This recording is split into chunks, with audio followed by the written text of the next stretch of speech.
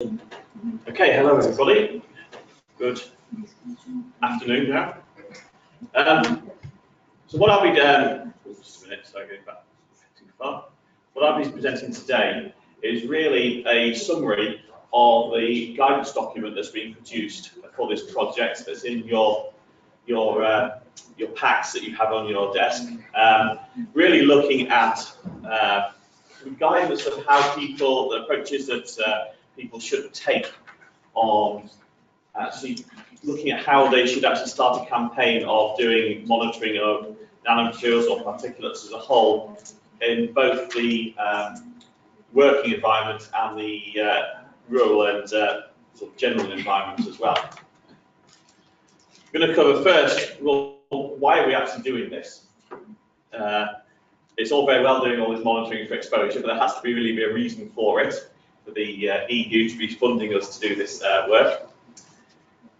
So we're looking at what are the probably the concerns around nanomaterials, and well, when we have a concern, there inevitably will be a regulation around it, and either immediately or in the future. So what we're also going to touch upon are what are the regulatory obligations, initially to use of chemicals, but particularly for people who are either manufacturing or using nanomaterials.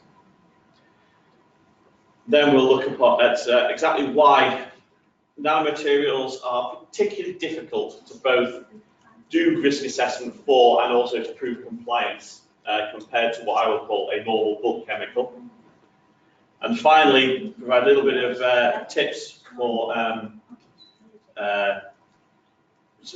people who actually do need to prove compliance with regulations, how they can actually both use the NanoMONITOR software and other monitoring devices to actually prove compliance. So we're looking at a tiered approach that enables people to perhaps only have to do quite easy screening studies to prove compliance, but if they can then not prove compliance, what are the next steps they should go on to?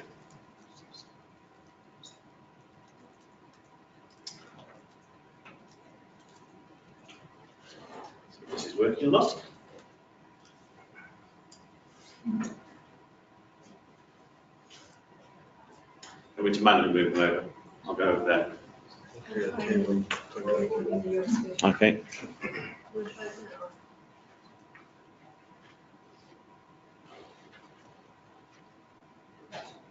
No.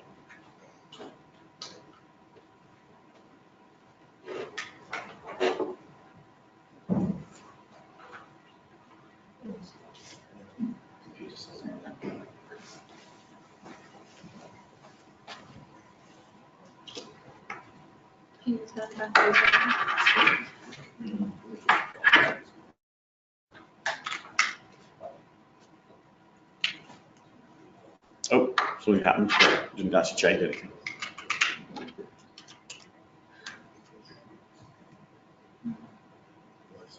Yeah.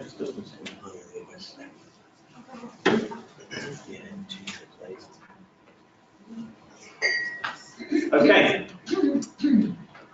So, why do we need to look at nanomaterials? To put it very simply, even before we start looking at these actual studies that appear to be showing potential concerns around nanomaterials, when we look at particulates, the chemistry and hence the biology on the solid particle is going to happen on its surface.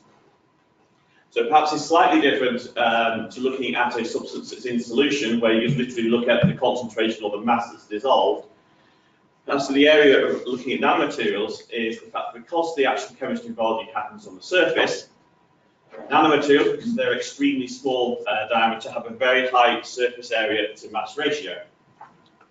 So there's concerns over the fact that nanomaterials, in particular very fine particulates, may well start displaying either greater reactivity, greater biological activity than larger particles. There's also added issues around the fact that atoms on the surface of a nanoparticle have particular strain that perhaps wouldn't be seen on a larger particle, just simply because of the shape and the size of the particle, which therefore may display different chemistry as well as increased chemistry. So that's always been the concern that's been around for about the last 20 years, and people initially were concerned that perhaps nanomaterials actually present an entirely different type of toxicology compared to larger particles. Hence the reason there's been an awful lot of funded projects looking at the hazards of nanoparticles. Really, I said the conclusion around this is there is not a unique toxicological pathway for nanomaterials. There may be an enhanced toxicity over certain nanoparticles, but it's very much a case-by-case, substance-to-substance basis.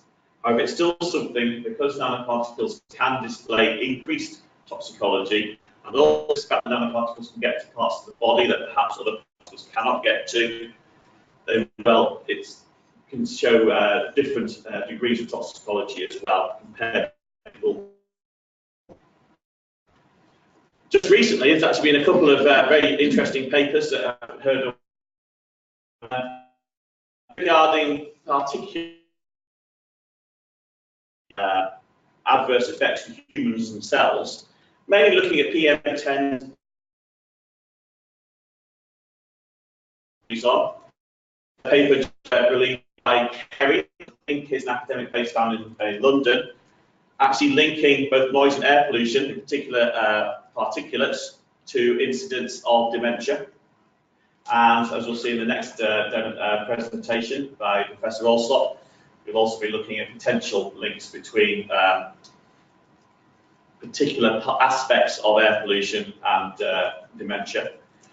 And also, this is an online article from the BBC, but you'll also be able to find it in a lot of other news organisations, that is actually being on for the first time a direct link between an actual death of a person and the levels of air pollution in the area where she lived. It was an 8-year-old girl who had particularly bad asthma, and someone was able to do a study showing that when she was getting particularly bad asthma, they were having to be monitoring air pollution, and they showed direct correlation between levels of air pollution when she was suffering from asthma. Unfortunately, when she died, there was a particularly high level of pollution living. So, first times where there's been a direct link between action and air pollution.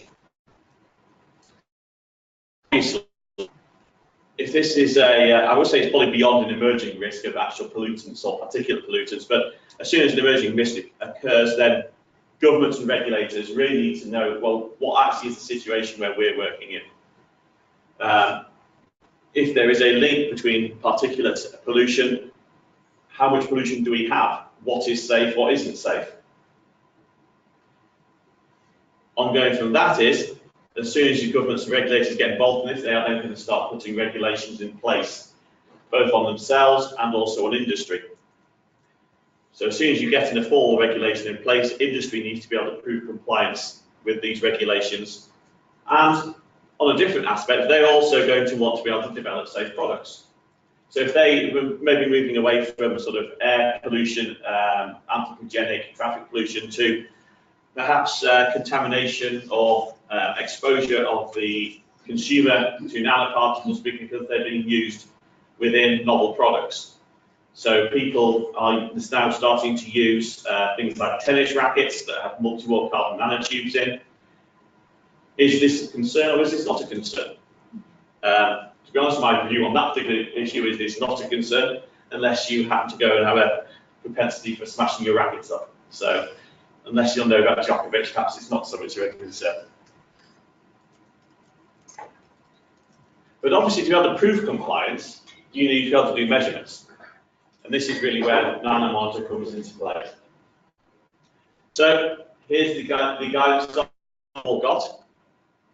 So we now just go through what that actually includes.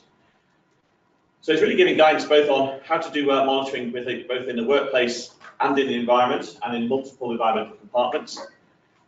First gives you an idea of the overview of the current knowledge.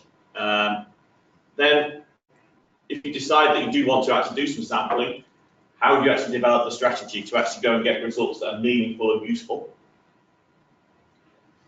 What technology is available? Although we like to say NanoMONITOR is wonderful, there are other technologies, which you will also see later on today from NAPTS, but I'm sure they'll admit there's also other technologies also available. Then, okay, I've got these monitoring results, what do I do with them? How do I prove that it's safe or not? How do I prove that I'm compliant with regulations? And then say a quick summary of what are the regulatory obligations that are in place at the moment. So, Nano Guidance document initially starts looking at current knowledge. Where are the actual, now we're going to start talking about engineered nanomaterials to start off with, because we're going to start looking at exposure in the workplace. So really we're looking at people who are actually deliberately manufacturing nanomaterials. And those are gradually becoming more and more of these people out there, and also they're starting to do production on greater and greater scale. Some nanomaterials are already produced on a very large scale. Zinc oxide nanomaterials are used very widely in sunscreens.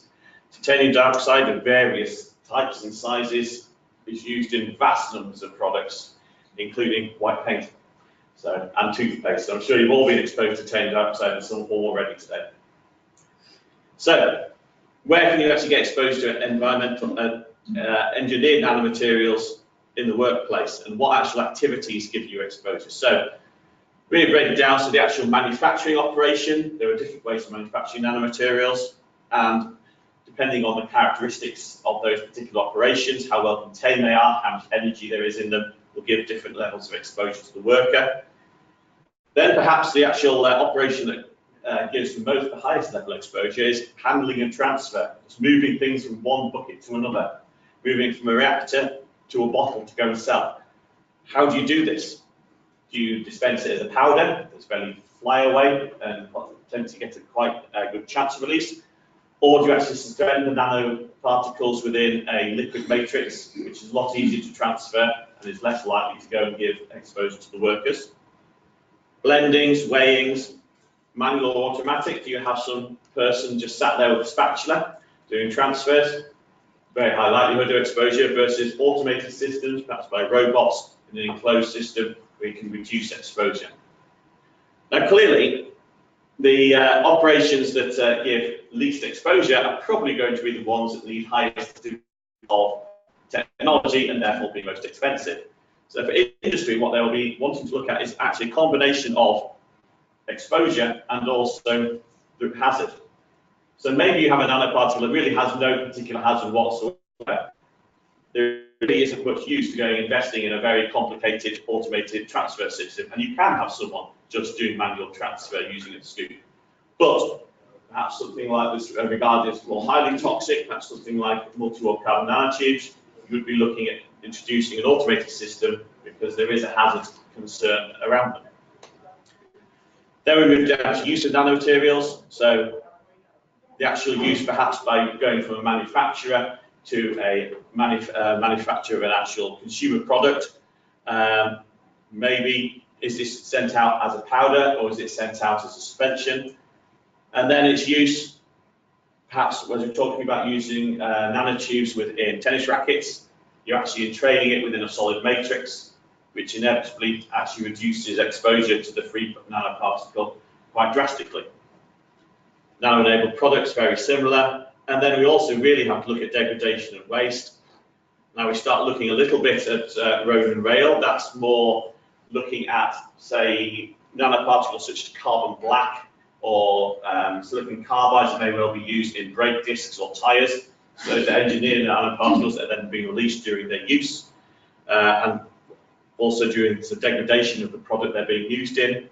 But also waste, we're talking about how are they recycled? Is there a recycling process? Quite often recycling processes require milling and sort of smashing up of the actual products, which can lead to extra exposure, or incineration, usually done in an enclosed process, but you do have an exhaust fume to come out of incinerators. That's another concern that people may have. So these are all sources of engineered nanomaterials.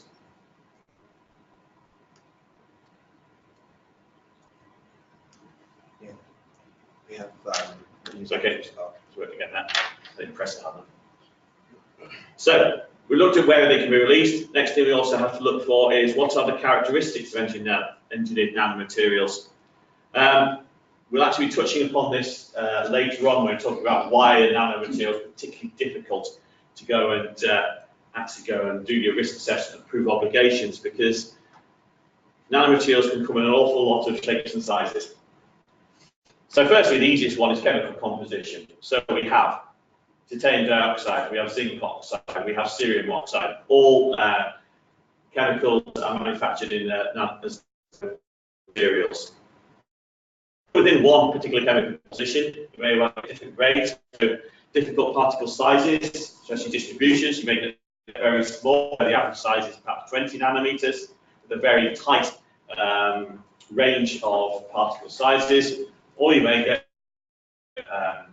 types of the same particular larger grade substance. Get different particle shapes, really impact upon toxicity.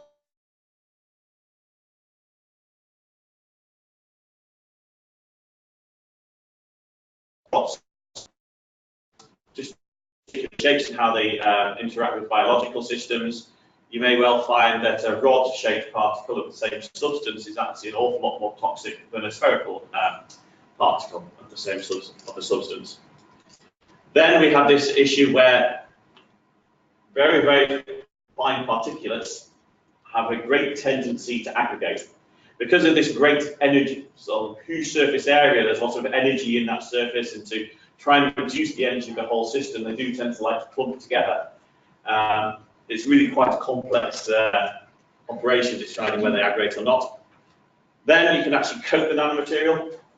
So you're not just going in with perhaps just titanium dioxide on its own. You may well then decide to coat it with amines or ethylene or glycols. And as I said, because all the chemistry happens on the surface, the coating may well be actually more important than the actual chemical composition of the original nanoparticle. That's just how you actually make it. Then you have to introduce a temporal aspect where you can actually get weathering, be it during processing or actual use in industry, but also if a nanomaterial gets released into the environment. So you may well, a coated nanomaterial may well lose its coating as it enters the environment. It's another issue where it has to be taken into account. So as has already been presented by Paco and Jose Luis and Carlos, we have actually been looking at measuring what are the particle amounts actually released in different environmental measures. So you see within the workplace, measured between 20 and 10,000 particles per cubic centimetre, so a very large variation. Not surprisingly, they vary with activity. In urban areas, anywhere between 3,000 and 125,000. You actually saw the train station almost 1 million particles per cubic centimetre. I'd say with this area, the difficulty is trying to distinguish the actual source. Natural particles from anthropogenic, from engineered.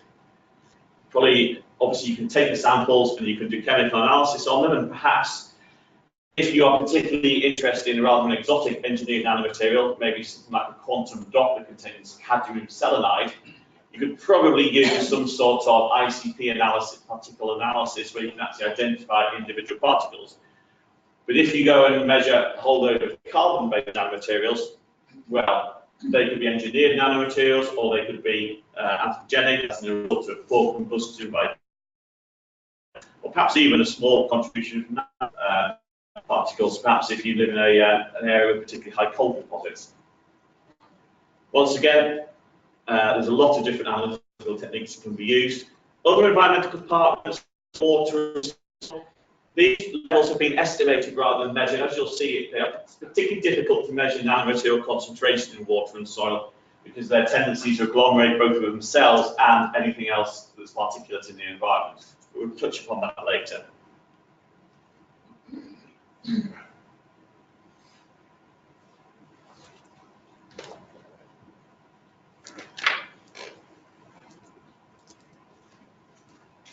I think the batteries are pretty much expired now.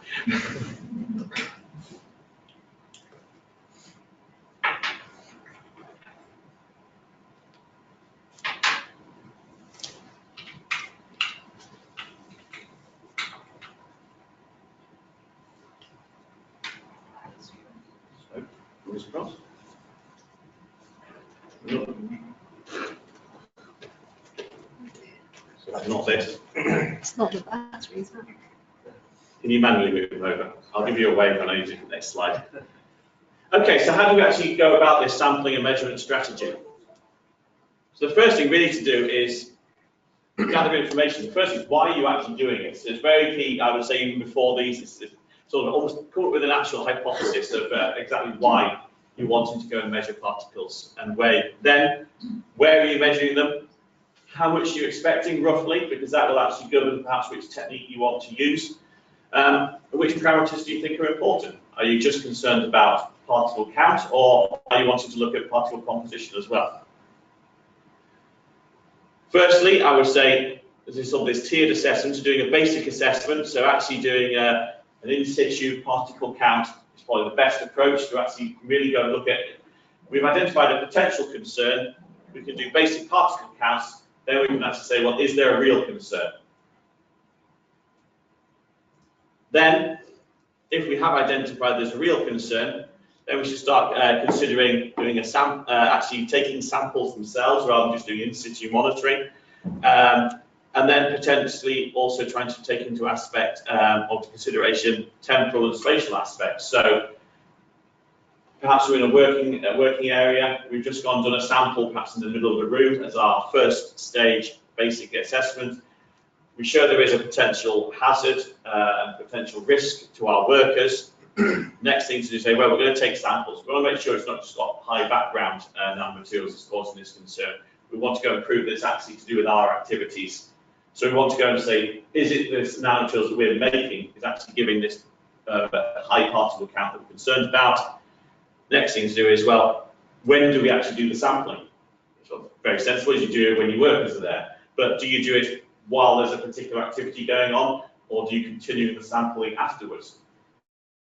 Spatial aspects, how close to the actual activity do you want to actually do the sampling? Once you actually come up, this is sort of much more high level analysis where you actually take samples and perhaps do a chemical analysis. Once again, you've come up with an exposure value, then you have to go and decide, is there a risk? We know the exposure, to calculate risk is just simply a factor of exposure and hazard. So we compare against hazard data that hopefully should already be out there. First place I would say is something that's derived, anything that's come from the REACH registrations. So the European Chemical Agency website is a very good place to start looking for hazard information. If you then decide, well, actually my risks are too high, they're not adequate control, which measures are available and which ones are appropriate to my particular situation.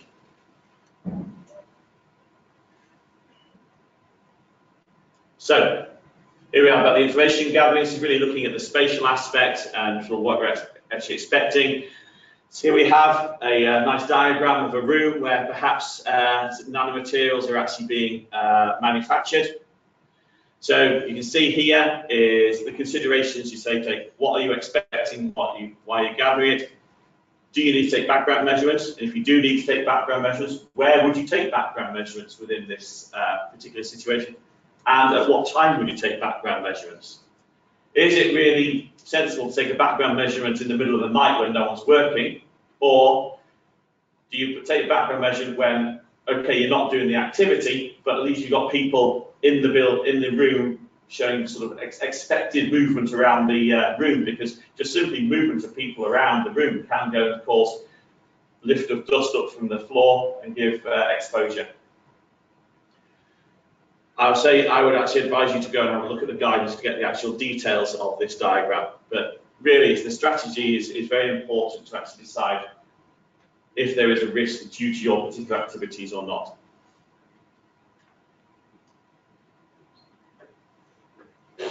So the basic assessment, what do you have available? So particle counters, which what's in the NanoMONITOR material, what's good about it, but there are other options available, measured by surface area monitor, scanning mobility particle sizer.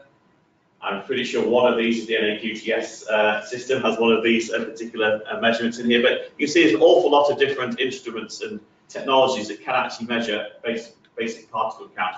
And the other thing that's very important is they do actually measure different parameters. And it's already been stated that the NanoMONITOR instrument can measure different parameters. So you can also measure for surface area per centimeter cubed as well as particles. per meter cubed. Once again, a lot of people in the area of toxicology are now starting to look at actually saying the surface area dosage within hazard assessment is actually more important than the mass dosage, because the chemistry happens on the surface area. So you may well end up with the nanomaterials in particular have a very low mass but a very high surface area. So it's definitely something to consider, that especially if your hazard data that you're trying to compare against has a particular parameter, especially if it's not a sort of standard parameter, try and choose monitoring equipment that can measure as close as possible those parameters. Next slide, please. So, let's say sampling. So we move to this at the first stage of actually looking at just the particle counts in situ monitoring. Now actually looking at the actual sampling, so having the filters there and analysis off-site. Really, what you'll probably do is you'll take the background readings, once again very important, to actually perhaps go and look at actual speciation of what's in the background, so you know what to subtract from your measured values. With the sampling, sensible, it's a bit more of a hassle to go and do the sampling. You actually have to do a lot of work around it, so you want to reduce the number of actual sample sites, so perhaps you just look at the high exposure regions you got from your in situ monitoring. Very key around this is choose the appropriate filter. So which size range are you actually interested in, and can your filter actually go and collect those particular particles?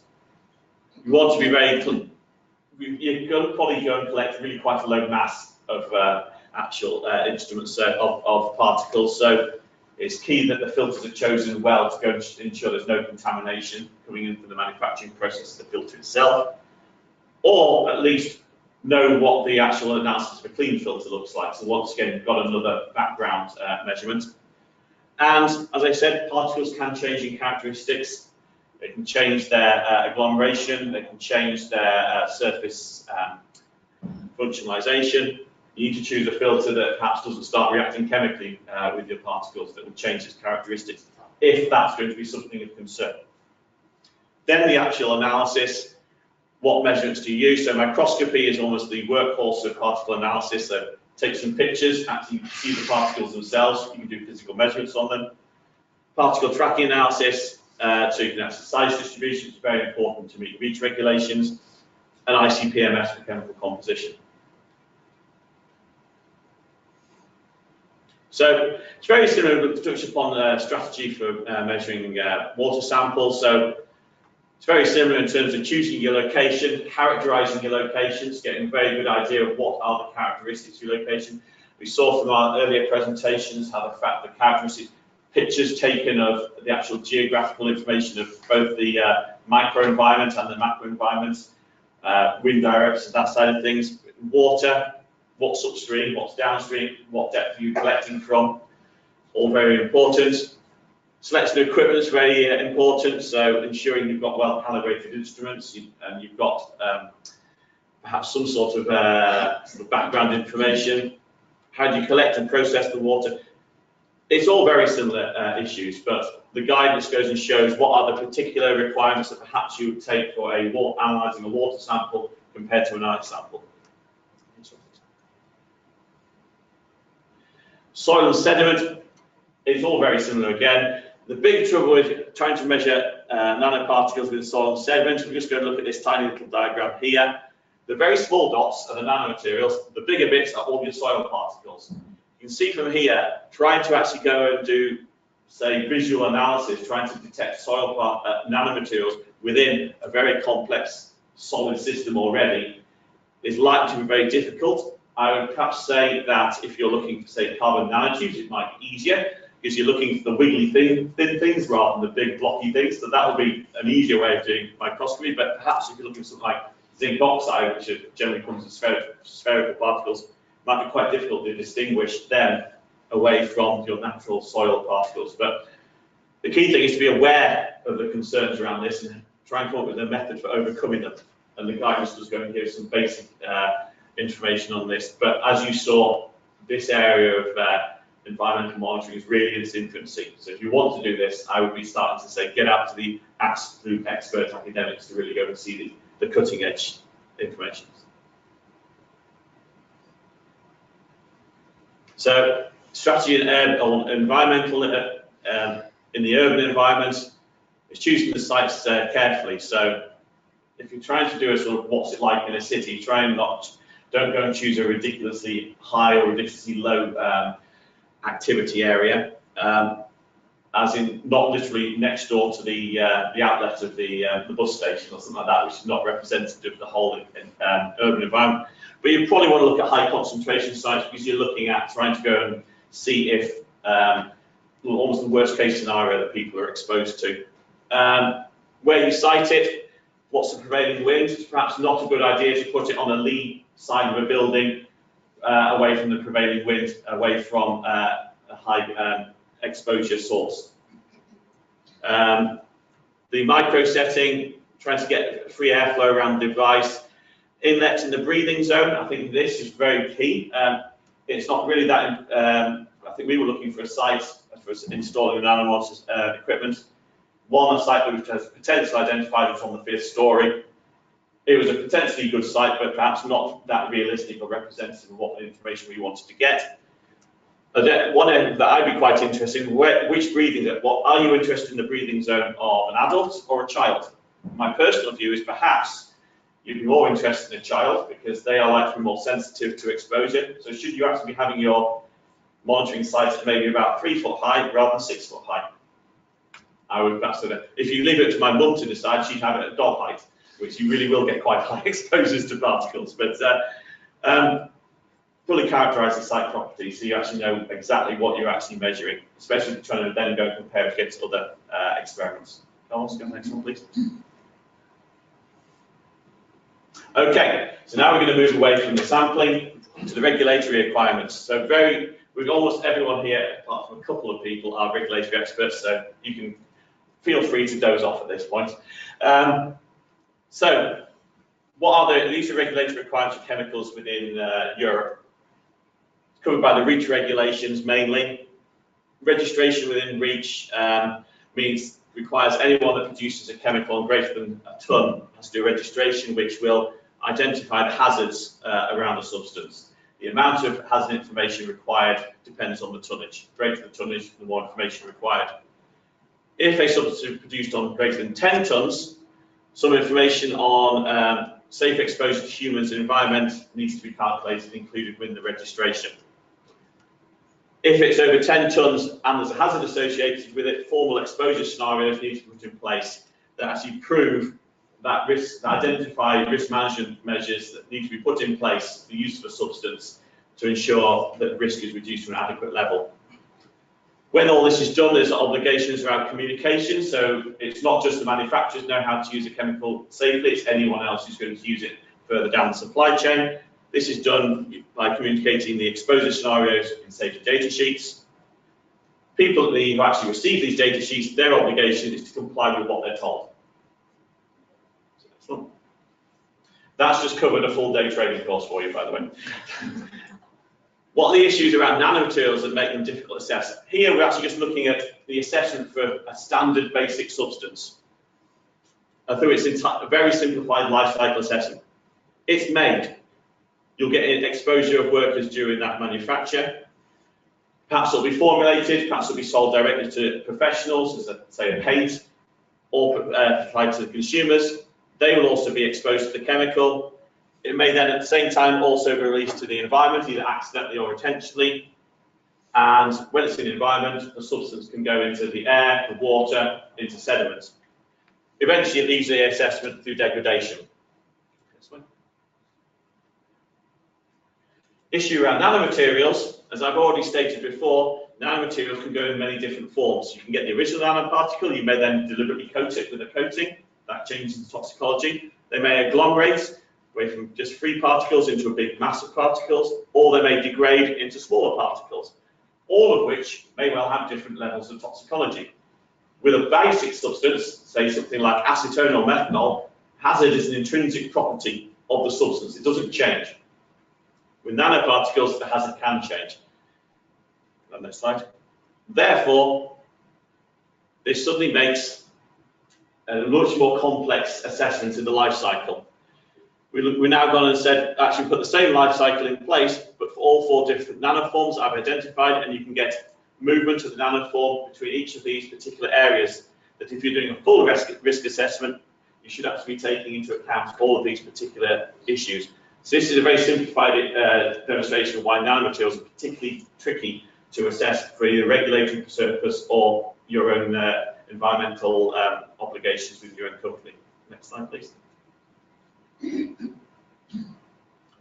So, what's actually happening with nanomaterials and REACH in the future? And what's it at the moment and what's happening in the future? Currently, nanomaterials are not regarded as being particularly different to every other substance. They don't have separate regulations. They all fall under REACH. So all the obligations apply to a normal substance apply to nanomaterials as well. They say REACH requires that hazard data relevant to the substance, that the hazard data that's actually put in the registration should be relevant to the substance placed on the market, which indicates that if you have different nanoforms that can have different toxicologies, you should ensure that you have hazard data that's relevant to what you are actually placing on the market. However, currently, as in 2018, there's no obligation to include actual characterization of particles within a registration dossier. This has gone through Board of Appeal. The European Chemical Agency actually required or asked that some registrants for certain substances are known to be sold as in a nanomaterial form to actually include particle characterization in their dossiers. They appealed against this, saying the regulations don't require us to, and the industry won the appeal and said, no, you don't have to. Obviously, not having this information makes it very difficult for the European Chemical Agency to actually make a full proper assessment of the dossier that's been put in, because they don't know what's actually out on the market compared to what data they've got through hazard. And this has led to a proposed revision of REACH that's due to come in at the start of 2020, which will introduce the concept of nanomaterials and nanoforms formally into the regulation. It may require particle characteristic of not only nanomaterials but all particulate substances to see if they are nanoparticles, and also may require additional testing for nanomaterials because certain of the hazard endpoints that are required under REACH are not actually applicable to nanomaterials. We're almost finished. So that's the situation, but we can come back to our person who's doing their monitoring and how could they use the tiered approach that's already been described in an actual situation. So I've come up with a random Indian salt. All these numbers, I know this isn't based on a real life situation, they're completely made up. So any Indian manufacturers, don't worry about me starting to go and name and shame your substance. And the hazard information, we've done a lot of assessment, we've identified that actually of all these nanomaterials or nanoforms, the spherical primary particles, so primary particles, that's when particles are not agglomerated, when they're coated in a siloxane coating and they lie in the 20 to nanometer range, they are the most hazard, they're the most toxic.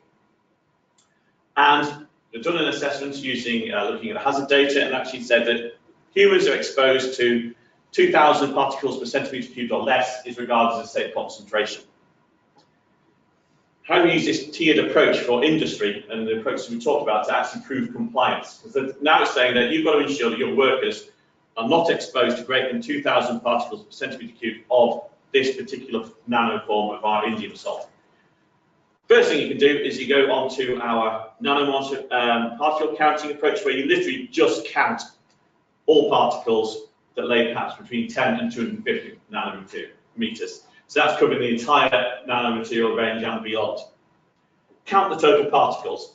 If you count less than 2,000, what was taken worse, the worst case scenario would be every single one of those particles is our toxic form. If that value is less than 2,000, you've already proved compliance. You don't need to prove that they're all Indian or not Indian because you've taken the worst case scenario and proved compliance. If not, what can you do? We move down to the sampling technique. Take the samples and just go and put your selection samples into something that can measure particle size distribution, something like particle tracking analysis, and actually quantify what proportion of these particles actually lie in the 20 to 40 nanometer range. So we've already identified this as a key concern. Once again, what's your amount? Clearly, you're probably going to have to do a little bit of unit manipulation, because the chances are particle tracking analysis is not going to measure in centimeters cubed, but you should be able to get around that. Once again, are we less than 2,000 particles centimeter cubed? If we are, group compliance, no use or anything else. If we're not, chemically analyze all these particles. Remember this step, we still don't know whether they're indium or not. So maybe just do a basic ICP analysis. Are they indium or not? Just identify, this is maybe a single particle analysis. Look at all the indium particles. Once again, I've got less than 2,000. Finally, perhaps you then go and say, identify all the indium particles and identify which ones are coated with the siloxane and that are primary particles. Hopefully you'd never have to go down to this level. You'd probably actually stop early in this, go, well, actually it's going to cost so much to go and do tier 3 and tier 4. I'm just going to go and put in some much better risk management measures and redo our tier 1 analysis. I think we should be on our final slide now, Carl, so move over to the next one. Yes, thank you very much. And anyone got any questions?